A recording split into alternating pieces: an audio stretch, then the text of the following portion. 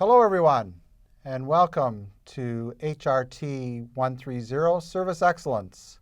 Today we're going to be talking about Module 4, Social Styles. My name is Paul McCabe, and I'm going to walk you through the 4 social styles that are going to help you be successful when it comes to customer service. We have a few learning outcomes that I would like to share with you today. First of all, you're going to be able to describe the 4 social styles. Now we're going to be doing some workshops about this as well, and I hope that you had an opportunity to do the questionnaire in your manual before you came to class today. And secondly, we're going to demonstrate how to use these styles out in the workforce. It's going to assist you with being able to determine how you can work with your guests to ensure that they're satisfied when it comes to customer service. You can use these skills in hotels, in restaurants, in catering companies, any type of hospitality industry that you might be working in. These are a crucial part of customer service when it comes to making sure that your guests are happy at all times. So I'm just going to jump out for a second, and I'll be right back. And I'm back.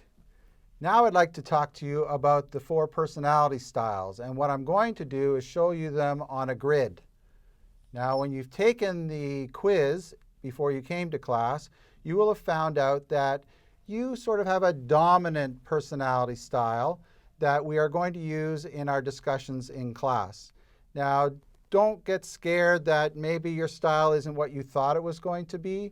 These are only guidelines, and certainly what we want to be able to use is the information to help us service our guests better. So let's start talking about the 4 personality styles. So the first one is analytical. Second one is driver. Third one is expressive. And the fourth one is amiable.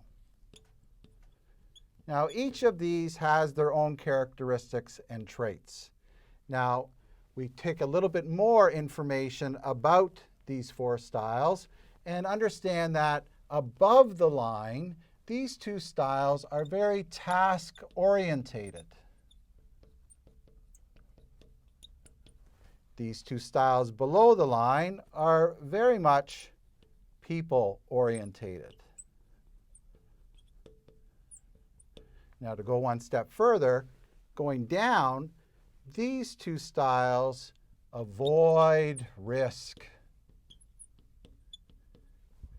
And these 2 styles are considered to be risk takers. So I'd like to spend a few more minutes talking about each of the social styles in a little bit more detail, giving you some of their characteristics and some of their traits. Now, as you listen to these, you might recognize a few things that you do.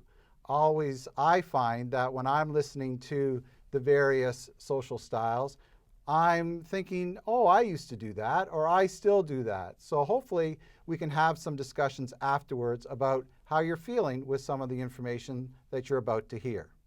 So let's get rid of this, and we'll start talking about our next group.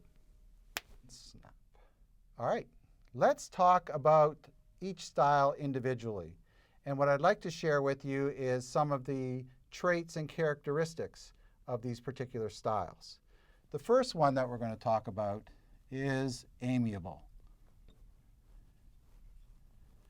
Now, it's important to know that an amiable person really wouldn't be too excited about what we're doing here today. They would much rather meet you in person, sit knee to knee, have a cup of coffee, and make a connection together. Amiable people love to work with others.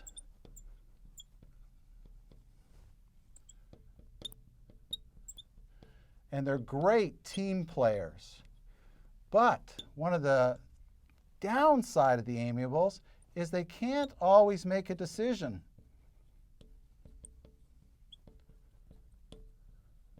And why can't they make a decision?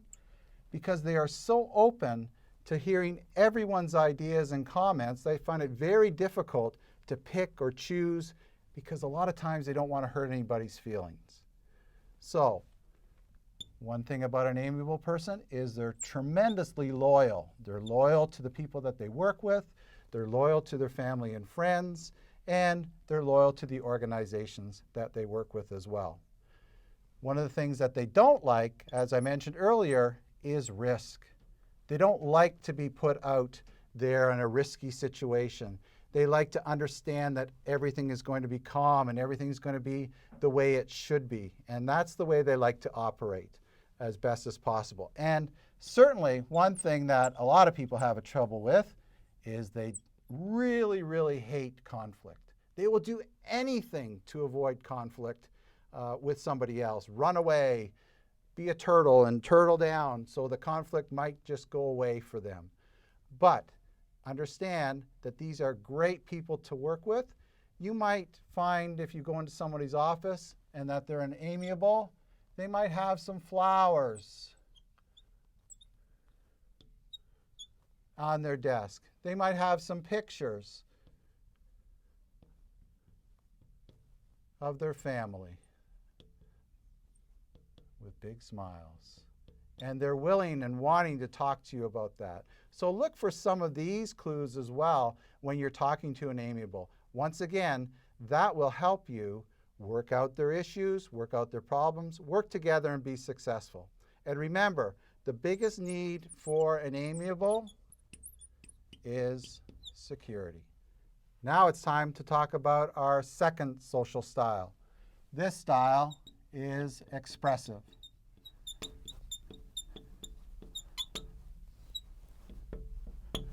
Some of the traits of an expressive person is they're very people-orientated.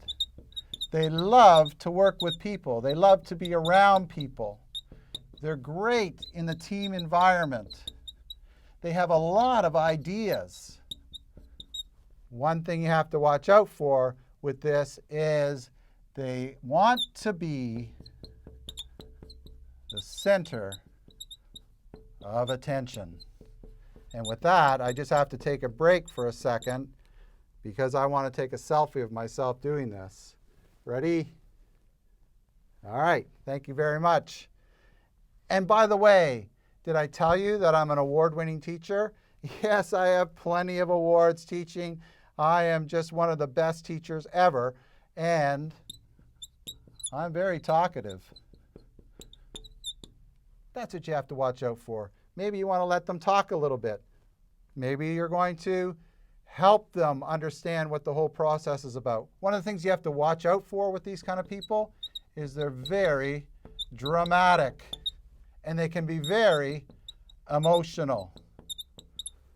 So I hope some of these traits and characteristics are going to help you be able to work with the expressive social style. And remember, the expressive person needs recognition.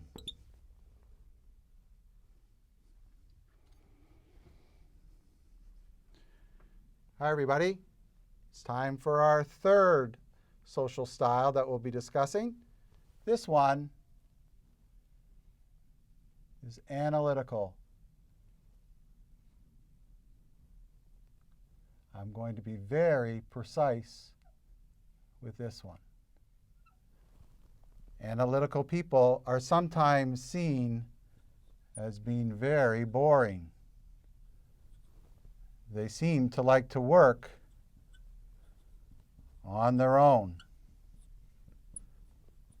Sometimes they're not seen as being very funny or being very talkative. Analytical people can be very indecisive. Why? Because analytical people feel there is one way of doing something, and they will not make a decision until they've looked at all the different possibilities in order to do a particular task. Once they've made that decision that this is the proper way to do it, then they can move forward. It's almost like baking a cake. An analytical person thinks there's a recipe, there's steps to be taken, I am going to follow the steps.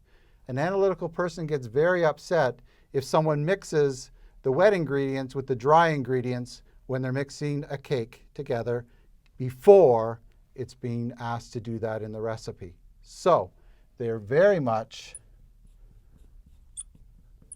attentive to the details.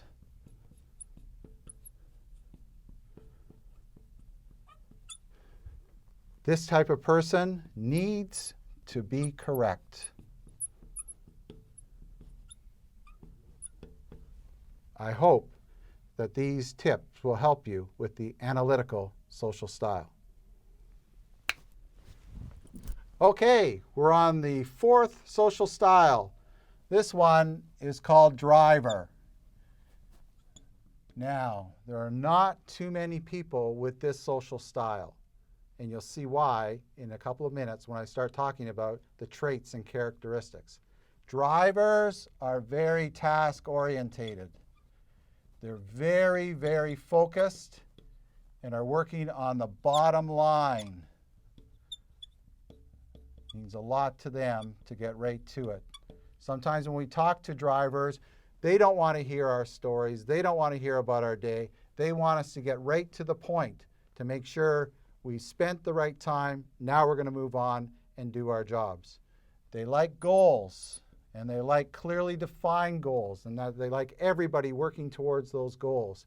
These people, again, are risk takers. They feel it's the only way to get ahead is to be able to take a risk and take a chance. They're very, very efficient. Now, drivers can be very, very short. You might think, oh, they're mean, they're not being very nice to me, but that is their personality style and their social style. They want to get the job done. They don't have time for small chatter. One of their big things that they want to be, they want to be in control.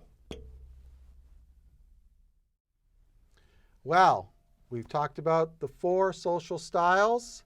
Let's review the 4 styles: analytical, driver, expressive, and amiable. So now it's time in your class to do some activities. Your instructor is going to ask you to move into groups of like social styles and start talking about how you like customer service. How do you like to be treated? We're going to take that into the real world and how we, as customer service agents, can service our guests so they have tremendous experiences in our hospitality environment. But before I go, I want to let you know of the research that's been done on these social styles by David Merrill and Roger Reed. This research was done in 1984 by these 2 gentlemen and was focused in their book, Personal Styles and Effective Performance. As well, you'll find plenty of information in your Customer Service Skills Manual that was developed by OTEC, the Ontario Training Education Council. Again, my name is Paul McCabe. I'd like to thank you for joining me on the social styles, and good luck out there with your customer service.